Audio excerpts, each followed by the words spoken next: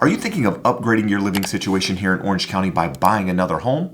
But the problem is you have another home to sell and you don't want to end up homeless? Well, buying a home and selling a home at the same time can be tricky. And in the world of real estate, timing is everything, especially here in Orange County. So what we're going to do in today's video, we're going to talk about the process of buying a home and selling a home at the same time so that you know exactly what you need to think about to put yourself in the best position possible to not only get top dollar for your home, but also be able to find the perfect property to purchase without ultimately being homeless in the process. Now, before we dive into the things that you absolutely have to consider, I want to take a minute here and just talk about the general market in Orange County, because what's happening in the real estate market at the time you decide to sell and buy can really dictate how that process goes. And as we sit here in the first quarter of 2024, it is still a seller's market. And that's primarily because we still have a lack of available inventory on the market, especially compared to years past, which essentially means we have enough buyer demand to keep up with the pace of rising inventory. And that can ultimately translate into a very competitive housing market, especially when you're trying to buy a home and you have a home to sell at the same time. But that's exactly what I'm going to walk you through in today's video right after you hit that thumbs up if you find any value in my videos at all. And if you'd like to stay updated on Orange County and everything real estate related, do me a favor and subscribe to the channel. Now, as someone who's looking to sell and buy a home at the same time, you already have an idea of how the process works. But I'd like you to take a step back here for a moment and just act as if you have no idea how the process works. Because what I often see is people thinking about selling a home and buying another home, but they haven't really done the foundational principles that they need to do in order to figure out if that's the right decision. And what I mean by that is typically when you're going to buy a home for the very first time, you're getting pre-approved. You're looking at your budget. You're looking at all of these different things to figure out if it's the right move. But oftentimes when somebody's looking to sell a home and buy another home, they're just looking at the amount of equity that they have, that they're going to be able to put down on the home. And they automatically assume that, hey, because I've been pre-approved and I own this current home, then I'm going to be pre-approved again. Therefore, I don't really need to go through that process. But with that, I'd like you to pause and take a step back, because the pre-approval process going through the second time is just as important as it is the first time. You need to be having that conversation with a lender to make sure you're financially prepared. Now, there's a really good chance if you own a home here in Orange County already, you're coming out of that property with some equity. And depending on how much you put down when you bought that house, you might have a substantial amount. But during that period of time, you could have changed jobs. Your credit could have changed. And because there's a very high likelihood that you're selling a lower priced home and buying a higher priced home, because most people move up during that process, it's important to make sure that you are pre-approved before you go out there and start looking at homes. At the same time, you have to consider tax implications from the sale of your current home. Now, depending on how much equity you've gained, how long you've owned that property, you might actually have to pay some taxes on that equity that you gained. And that's why it's super, super important to kind of go through this financial piece prior to putting your home on the market, getting an offer, going under contract, and finding something else to figure out, oh crap, I might not have the amount of money that I thought I was going to have to put down on the new house because I'm having to pay taxes on it, or because I didn't think about the cost to sell my property. So with that, it's super important to walk through that process. If you have a CPA, if you have an accountant, you can go over what the capital gains are with them. In many cases, your agent can kind of walk you through that process, but you should really be talking to a tax professional just so you know how much money you're ultimately going to be working with when it comes to buying that new property. Now, let's say you've done your research, you are pre-approved, you have the amount that you think you're going to have to be able to purchase this home, or you're comfortable with that payment. Now, the very next thing I'd like to ask you to do is start looking at property before you put your home on the market. Because we're still in a very low inventory environment, there's not really a lot of options out there to choose from. And what I see is a lot of potential sellers, people that want to sell, that are already having conversations with me, looking at the market on the other side going, Jeb, I'm ready to sell my house, but I don't see anything to buy on the other side. And I don't want to put my home on the market and go under contract and have to sell my home if there's nothing for me to buy on the other side. And honestly, that's a reasonable concern. But here's the caveat to that. Because it is still a very, very competitive market on the buy side, as a seller, it's going to be very, very difficult to wait to put your home on the market until you find that perfect home.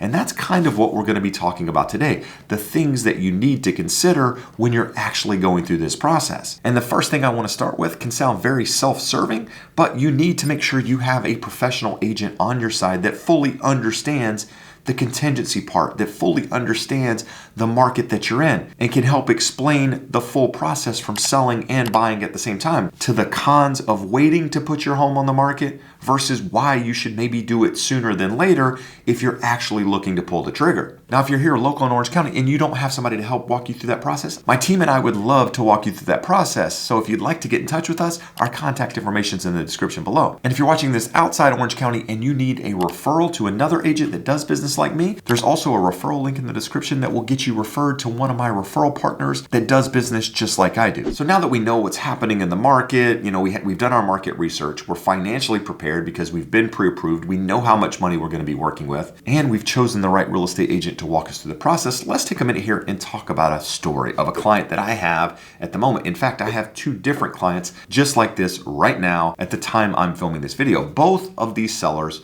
are looking to sell their current homes and buy something else. Now, one is looking to upgrade to a larger property, while the other one is actually looking to downsize and buy something smaller. And these are very, very common scenarios. Now, I have problems with both of these scenarios at the moment because the buyer that's actually buying the more expensive home called me after they found the more expensive home. So they went out, started looking at property, realized they wanted to move. They found a couple properties that they were interested in. They fell in love with them.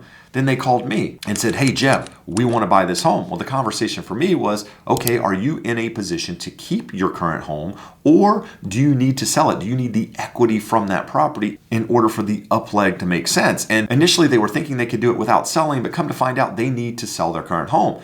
So what we had to do was we made an offer on this home contingent upon putting his home on the market, which means we hadn't taken pictures, we haven't really walked through the property, we hadn't really discussed anything in detail. And the unfortunate part is that the market is still competitive from the buy side. So guess what? During this process of us making an offer and essentially negotiating with the other side who wanted to see his home on the market before really responding to us at all, which is honestly a very common response. Most sellers don't want to consider a contingent buyer, especially when their home isn't on the market yet. And that's exactly what we encountered. The seller didn't want to respond. So we scrambled on our side to get the property cleaned up so that we could take photos and get it online. But guess what? During that process, that seller received another offer, an offer that they couldn't resist. And therefore, that property went under contract while we were trying to get his home on the market. Now, the story might have been different had we been on the market and already had an offer that was contingent upon us finding a replacement property. But that's not how the story worked out. Now, during that same period of time, we found another property and we've listed his property.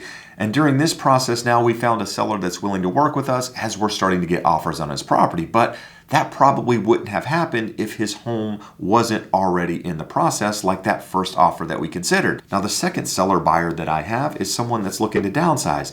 Now, she's put her home on the market. We've gotten multiple offers on it, but the problem is she's not willing to consider taking one of those offers until she's actually found the replacement property. The problem here is it's going to be very, very difficult because what she's looking for is exactly what everybody else is looking for in that community. And every single time we make an offer, I have to explain to them, hey, we've got her property listed. We already have offers on it. We're not in escrow because she doesn't want to go in escrow until she finds a replacement home.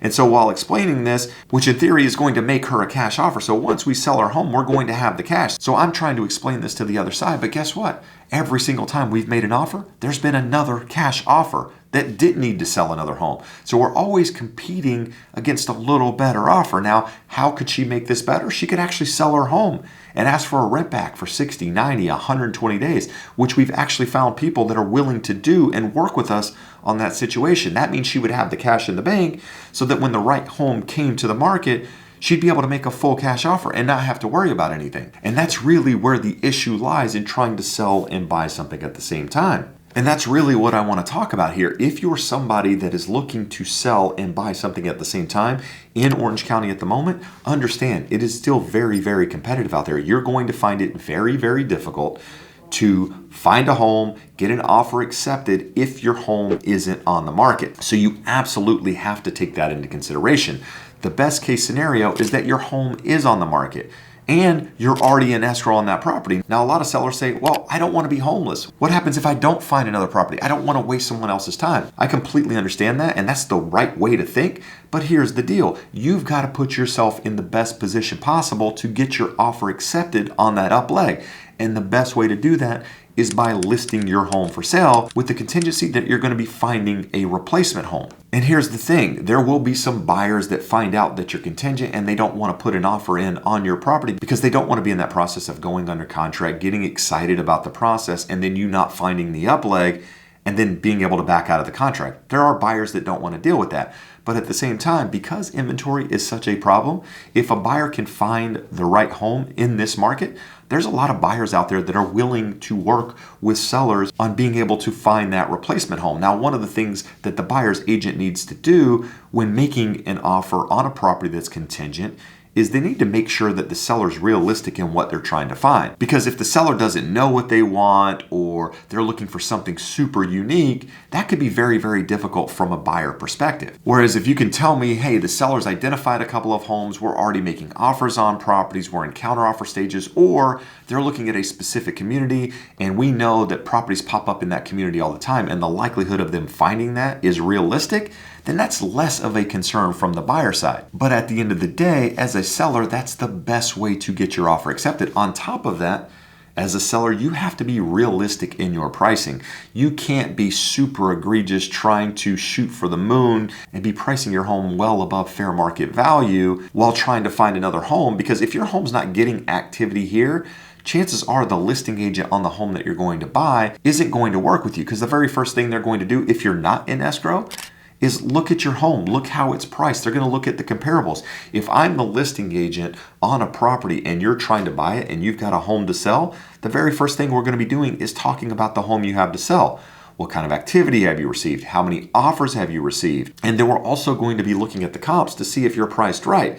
If I think you're priced really, really high, I'm going to tell my seller, I don't know if we should consider this offer because of all of these other things. Ultimately, it's your decision as the seller, but when looking at the comparables, it looks like this property's priced a little high. It's been on the market a lot longer than other properties on the market, and that's something you have to consider. So as a buyer, as a seller, now these are the things that you need to take into account. Now, one of the concerns for a lot of people is timing when it comes to selling and buying at the same time, because they don't want to sell their home, have to move their stuff into a pod or a storage unit while the other home closes and then move it again into the new house. Understand, when you're working with a professional real estate agent, oftentimes you can make the timing work. Timing is super, super important when it comes to real estate. I can tell you 99 times out of 100 here when doing contingent offers, somebody selling and being contingent on selling their property to buy another home, we're timing it so that the sell of their home is closing and you're moving right out of that home into your new home. So there's no worry about being homeless. There's no worry about having to move your things multiple times. It all really comes down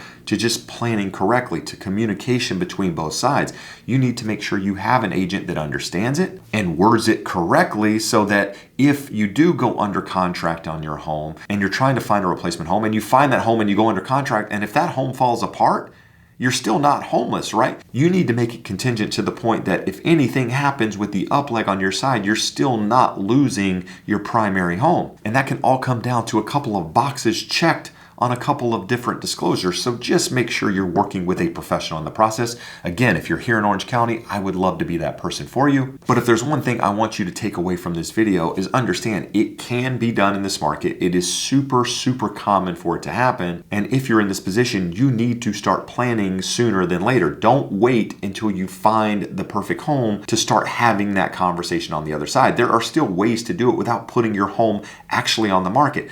Have the conversation with an agent now. They might be able to find you a buyer off market where you don't even have to have your home listed and you can take all the time you want. But again, it all comes down to working with a pro and understanding the process. Now, if you're watching this and you're wondering what can you do in a competitive market like the one we're in right now to help your offer stand out, do me a favor and check out this video here.